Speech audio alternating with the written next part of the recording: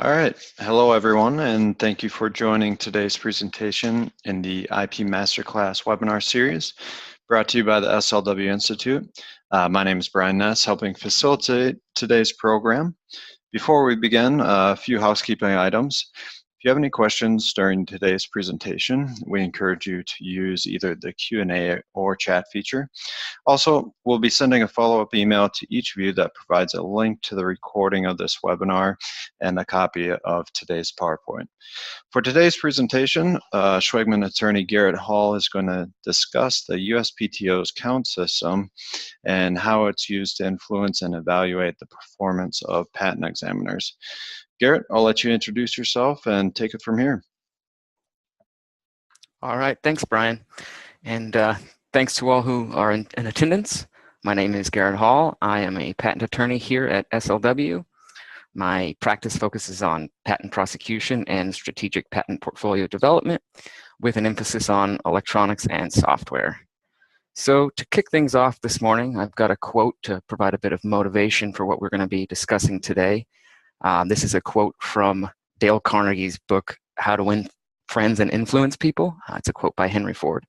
So the quote is, "If there is any one secret to success, it lies in the ability to get to the other person's point of view and see things from that person's angle as well as from your own." So with that in mind, and given that most in attendance are patent practitioners, we're going to be discussing the what, whys, and hows of the patent examiner count system. And in doing so, hope to start to see things from the patent examiner's point of view. And once we're able to do that, we'll have a bit of a discussion for some ways that we can leverage this information to help achieve our goals, or at least our clients' goals. And then after that, we'll have some time for a bit of Q&A. All right, so what is this whole patent examiner count system? So the patent examiner count system is the methodology by which a patent examiner's production is measured. Basically, instead of having the examiner's patent production goals met by receiving certain hours per task, they instead receive counts that are accrued for completing tasks. And each count correlates to a certain number of hours that are allotted to the task. These are essentially the patent examiner's minimum billable hours, as they factor into their bonuses, their promotions, and possibly disciplinary actions. So already here on the first substantive slide, we're starting to see that at least those of us who work in a law firm, we've got some common ground with the patent examiners. Now that we know kind of what the patent examiner count system is, what's the purpose? So the USPTO states that the key objectives of the count system are to provide more overall time for examination and to place emphasis on a complete and thorough initial examination, encourage quicker resolution of issues, and to reduce unnecessary rework. Basically, the USPTO is attempting to promote efficient prosecution by awarding examiners with a higher percentage of credit at the beginning of prosecution. More specifically, the patent examiner count system places a majority of the weight on the first action on the merits, or FAOM, in an effort to encourage examiners to perform the best search and provide the most relevant rejections when drafting the first action. The idea is, theoretically, if the examiner performs the majority of the work at the time of the first action, less time will then be needed during the final office action or to issue a notice of allowance. So when discussing the patent examiner count system, an important concept to understand is that of the balanced disposal. So a balanced disposal occurs when an examiner examines an application from the first action on the merits through a disposal action. Now, a disposal action is any one of the following: an abandonment by the applicant, an allowance issued by the examiner, an RCE filed by the applicant, or in the event that the applicant appeals, an examiner's answer. So now that we kind of understand the balanced disposal, can understand now the actual counts. So an examiner receives 2 counts for achieving a balanced disposal on the first round of prosecution. That is, before any RCEs have been filed. So the breakdown is as follows. The examiner will receive 1 1/4 counts for performing the initial search and preparation of the first action, just 1/4 count for issuing a final rejection, and then a 1/2 count for a disposal action. So note the emphasis placed on the first action on the merits. They receive 5 times as much count for that as they would for the final rejection. But it is also important to note that the examiners receive 0 counts for issuing subsequent non-final actions. So it's only the first non-final action that they receive credit for. Anything thereafter, no credit. And it's also important to note that the above breakdown applies not only to original or so-called parent applications, but also it applies to continuations and divisional applications as well. So in addition to that sort of breakdown, the count system incentivizes examiners to reach agreements with applicants to move the case to allowance without necessarily issuing a final office action. So an examiner can receive 0.75 counts if they issue a notice of allowance without issuing a final office action. So that reflects the counts the examiner would have received for issuing the final office action and the disposal, which is the allowance themselves, the allowance itself. So the foregoing applied, like I said, to the first round of prosecution before any RCEs had been filed, but things change once an RCE has been filed. So more specifically, the count system basically decentivizes examiners to push applications towards RCEs by decreasing the count available for the first action on the merits after RCEs. So if you look here, after the first RCE, examiner is only able to achieve 1 count for the first action on the merits instead of the 1.25. And in that way, the balanced disposal is only 1.75 counts instead of 2, as it was in the first round. And then after that, with the second RCE, the examiner would only receive 0.75 counts for the first action on the merits instead of the 1.25. So with each RCE, it's reduced a little bit. However, after the second RCE, it no longer reduces, and so the third through nth RCE are the same counts as the second. So this next slide, I want to make sure I carefully explain this, as there was a little bit of confusion the first time I presented this. The idea from this slide is simply to kind of provide an idea of how we got to the current system. And so this current system was actually put into effect back in 2009, and this slide was borrowed from a presentation that was provided at the time when the current system was being proposed. So in the slide, you'll see, though the table says current count system, that was actually the current system at the time of 2009. So that's the old system. The proposed count system, that's the actual current system. And so as you can see, initially, prior to this current system being implemented, the count system did not decentivize examiners to push things towards RCE, as each round of prosecution was provided the same number of counts. It was at the time sort of recognized how this had incentivized prosecution, so we moved toward the system that we currently have. Just a bit more contrast with the old system. As I mentioned, the current system, the examiners face diminishing returns by continuing to force unnecessary RCEs. And from the USPTO, they state that the shifting of production credit towards the first action on the merits and time credit for initiating substantive interviews in combination with other initiatives should serve to diminish any incentive for prolonging examination or churning applications. And so we'll get to some of those additional credits and incentives in a bit. So just a bit more contrast with the old system, the concept of an examiner's regular amended docket versus their special new docket. So previously, with the old system that was in place prior to 2009, RCEs were placed on an examiner's regular docket. And so items on an examiner's regular docket had to be attended to from 2 months that the RCE was filed in order.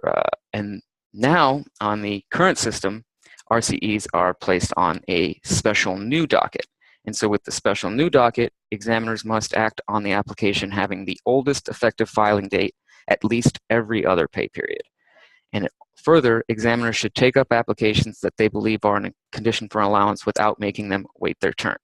So again, this is sort of incentivizing and pushing more efficient examination, quicker examination and trying to get things done up front. So if something is ready to be allowed, it encourages, the examiners are encouraged to act on it sooner rather than later. So now that we kind of have an idea for the number of how the counts are allotted to specific tasks, let's take a look at how those counts sort of correlate to the number of hours the examiner gets credit for. So basically, the hours of work time allowed per count is based on the complexity of technology and the examiner's experience. So as many of you may know, when you file an application, the USPTO assigns it to a certain tech class, and that tech class ultimately dictates what art unit the application is examined by. The tech class also, as I mentioned, factors into how many hours the examiner gets. So you can see there's a bit of a formula there for the number of actions per disposal. Again, it's important to note this is the actual hours per disposal, not per count. So how this is calculated is the expectancy divided by the position factor. So the expectancy is the basically expected complexity of the technology, which, as I said, was based on the class of technology. So as an example, class 264, which is the plastic and non-medical article shaping or treating processes class, the expectancy figure there is 20.1 hours.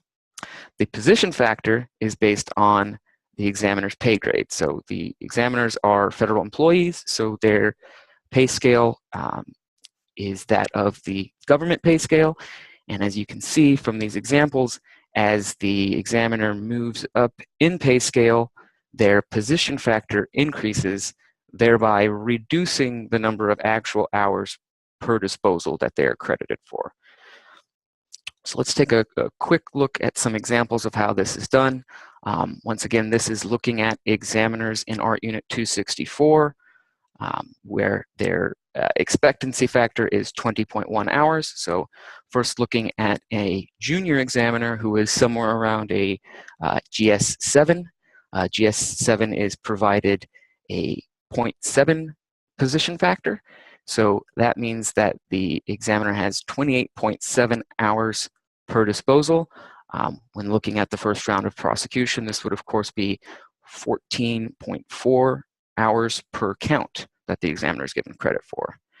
And now looking at a primary examiner, which is somewhere around a GS14, whose position factor is 1.35, the primary examiner only receives 14.9 hours per disposal, which is roughly 7.5 hours per count. So in this example, you're looking at a junior examiner and a primary examiner in the same art unit, and the junior examiner has approximately 92% more time than the primary examiner does per disposal. So we'll be talking about this in a moment, but basically the examiner's production is measured on 80-hour bi-weeks. So every 2 weeks, the examiners are expected to have 80 hours worth of credit from their counts.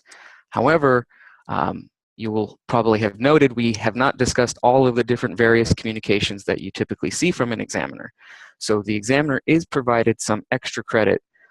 Essentially, these items will reduce the number of hours per bi-week that the examiner works on. So for example, if the examiner issues a restriction requirement, that's a mailed restriction requirement, not a telephone restriction requirement, the examiner's goals are then reduced by 1 hour. Similarly, with the ASCP 2.0 advisory actions, they're given 3 hours of credit. Pre-appeal conference, 1 hour of credit, and the interview itself, 1 hour of credit. And then the examiners are also given certain credits that vary for training, meetings, personal and sick leave, and holidays. It's also important to note that there are some items the examiners receive no credit for, specifically an over-the-phone restriction requirement and any consecutive non-final or final office action. So I mentioned this earlier. If you were to receive a second non-final office action in a round of prosecution, that means the examiner received 0 counts for that. Similarly, if the examiner, for whatever reason, issues a subsequent final office action after an initial final office action, the examiner will receive no credit for that.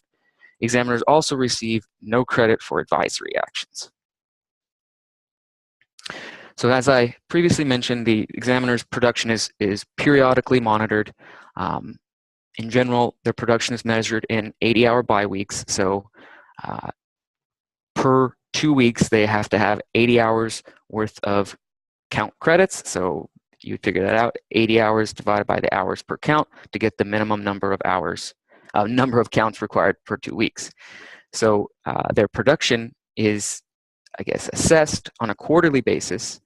The USPTO runs on a 4-quarter fiscal year that starts on October 1st and ends on September 30th. So the first quarter is between October and December, second quarter, January, March, third quarter, April, June, fourth quarter, July to September. So every quarter, the examiner meets with their supervisors to discuss their production levels, and they need to make sure that they have these 80-hour per 2-week credits at that time.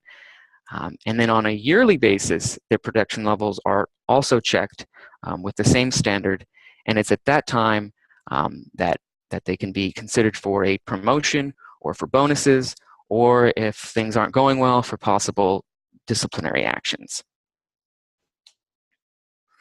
So as some added incentives for the examiner, they are able to receive and they're eligible for bonuses for exceeding their minimum production levels. So bonuses are provided for those examiners who produce upwards of 110% of their expected production, and they are able to receive increasing bonus sizes in 5% tiers up through 135%. So not only are examiners encouraged to or incentivized to provide a minimum production level, but there's also further incentives for the examiners to go above and beyond their minimum expected production goals. So just to summarize what we've discussed, the examiner count system is how an examiner's production is measured. It varies based on their experience and the complexity of technology they deal with, and it is also used to determine their bonuses, their disciplinary actions, and their promotions.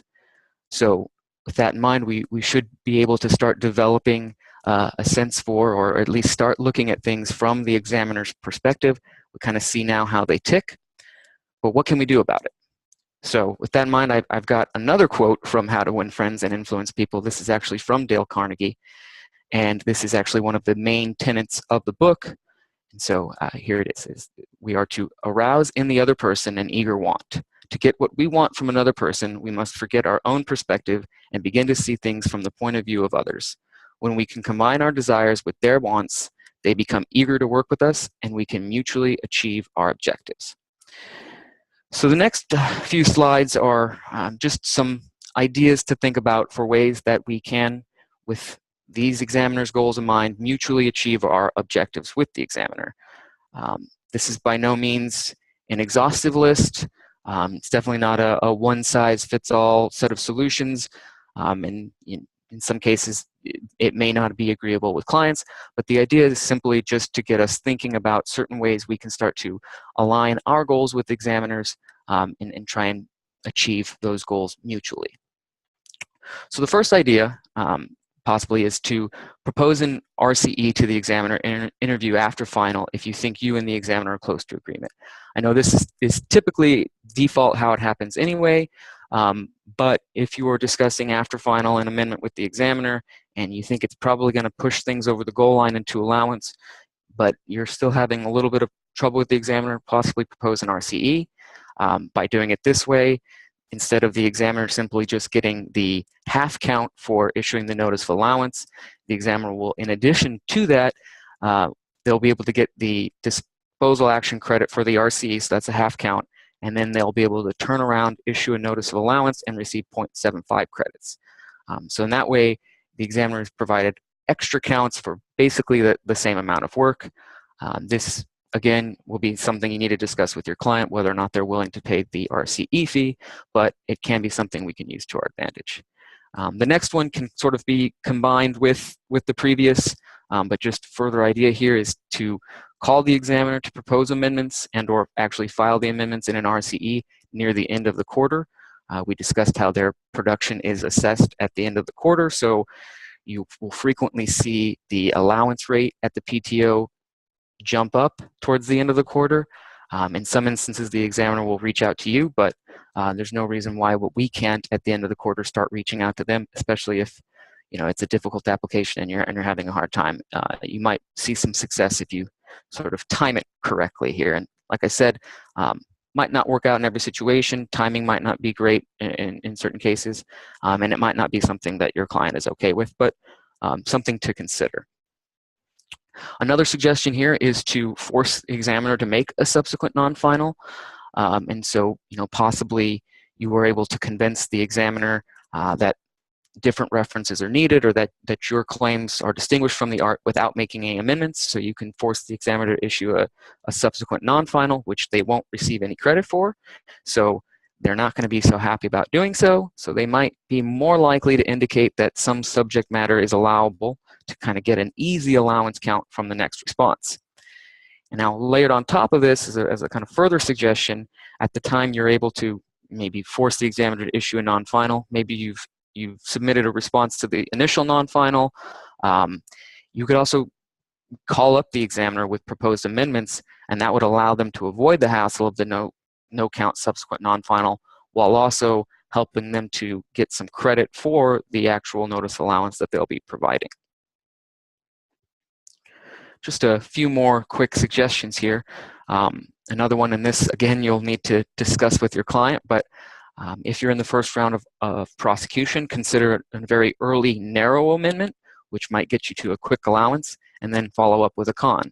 So in this way, the examiner can receive a quick 2 counts for the entire disposal, for the balance disposal, and then they'll be able to turn around and get another quick 1.25 counts for basically issuing the same office action on the continuation application. Because as you remember, the breakdown of the count applies to both parent applications and continuation applications.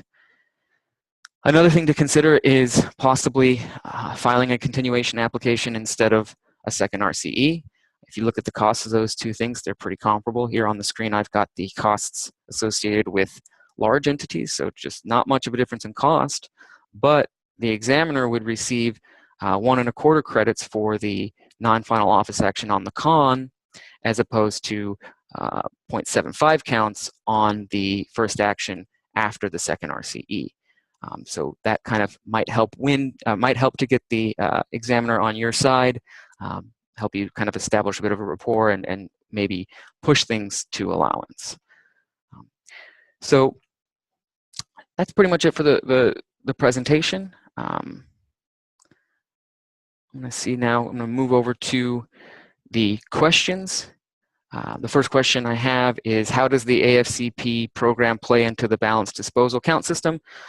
So just real quick, I'll return to the slide. It does not play into the typical balanced disposal. Instead, like I said, what the examiners are essentially given 3 hours worth of credit when they do one of these. And so that would reduce their biweekly count from 80 down to 77, essentially. So they are provided extra credit for that. That is also definitely something else to consider when you're submitting amendments after final. This way the examiner gets a little bit of extra credit, and they might be willing to go that extra step and perform whatever sort of search is needed to be able to confidently say that your claims are novel and non-obvious, and then hopefully issue the notice of allowance. So, are there any other questions?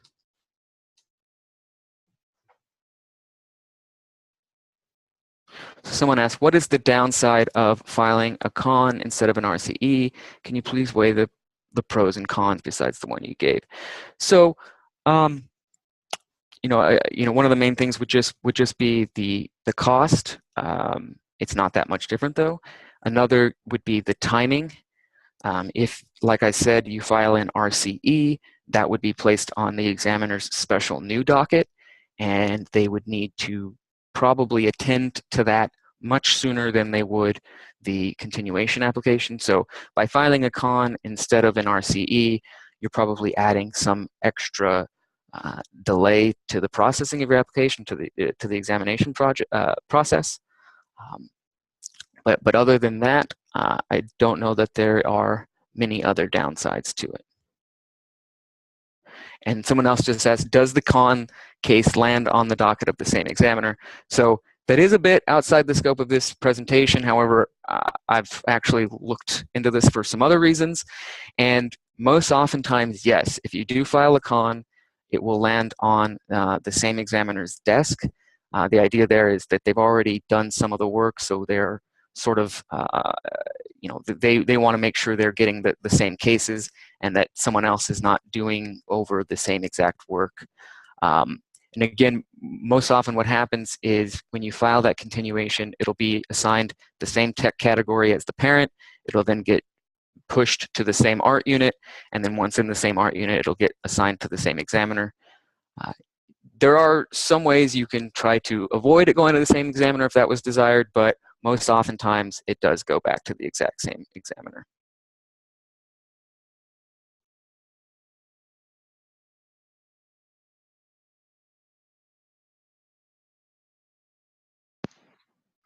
So go. One question about restriction requirements. Do you recommend teeing up a restriction requirement for the examiner? I get a lot of tortured restriction requirements, and after the presentation, I think I see why. Should I just tee up an obvious claim that the examiner can restrict properly? You know, that's an interesting idea. Not something I had thought about, but I think the examiner does not get much credit for the restriction requirement itself. However, if they force you to,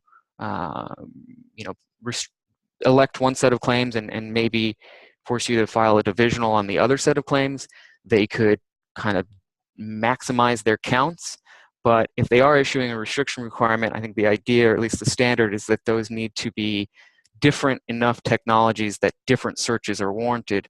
So, I'm not sure how much an examiner is necessarily incentivized to get more counts by doing that. I think oftentimes what they're doing, or if they're incentivized to do something, it's to reduce the amount of work they need to do to get the same amount of credits. So it's something to consider. I'm not sure that it exactly incentivizes examiners from a count perspective, but it's definitely something to consider and to try. So another quick question about what are possible ways to force the examiner to issue a second consecutive non-final. Well, one of the easiest, most probably obvious ways is if there is a clear error in the examiner's initial office action. That's probably not going to happen all that often, though obviously it may.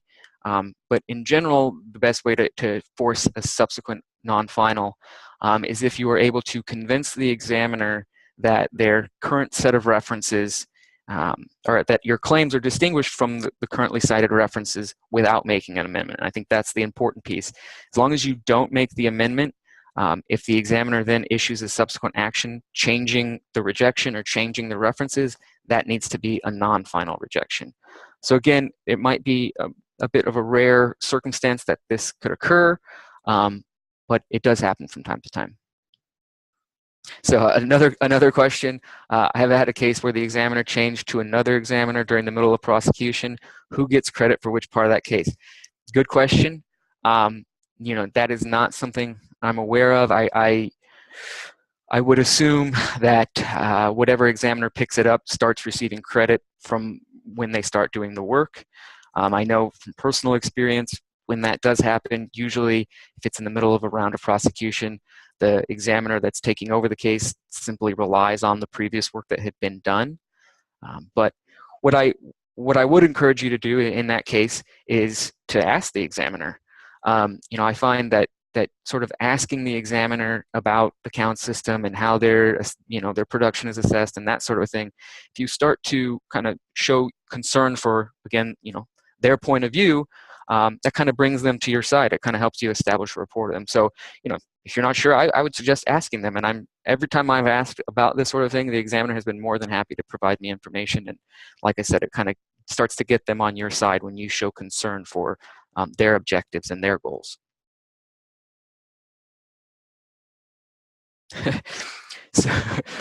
Another question's a bit beyond the scope of this, but I'll go ahead and answer. What are the ways to push the con to a different examiner? So you can't change the substance of the application or add new subject matter, or else it would be considered a continuation in part. But some techniques that may help to push it to a different examiner are to change things like the title, to change possibly the technical field, to change the abstract, and of course to change the claims. Assuming you're able to change those things and sort of focus or point towards another tech class, you then may be assigned to a different tech category, and then it would go to a different art unit. If it gets assigned to the same tech category, I don't know that there's really any way to get it to a different examiner. So really the only way to get it to a different examiner is to modify it just enough to be classified into a different tech category. Okay, one more question is, are counts applied for notice of appeal and appeals? And if so, how are they applied? So an examiner's answer, which would be submitted in response to an appeal brief, does count as a disposal action. So when the examiner does an examiner's answer, that would be considered a balanced disposal, and so they would get their half count for that examiner's answer. And then as far as pre-appeals go, the examiner is provided an additional hour of credit towards their 80-hour bi-weeks to conduct the pre-appeal conference. Okay, I think I've answered about all of the questions. Thanks, Garrett. Appreciate it. Like I said, I'll be sending out the slides and a copy of the recording in an email either this afternoon or tomorrow morning. I'll be sure to copy Garrett on that email sent out. So if you have any further questions at that point, you can feel free to connect with Garrett directly. Thanks again for everyone for joining today. And Garrett, thanks so much for the presentation. I appreciate it. Thanks, Brian, and thanks, everyone. Cheers.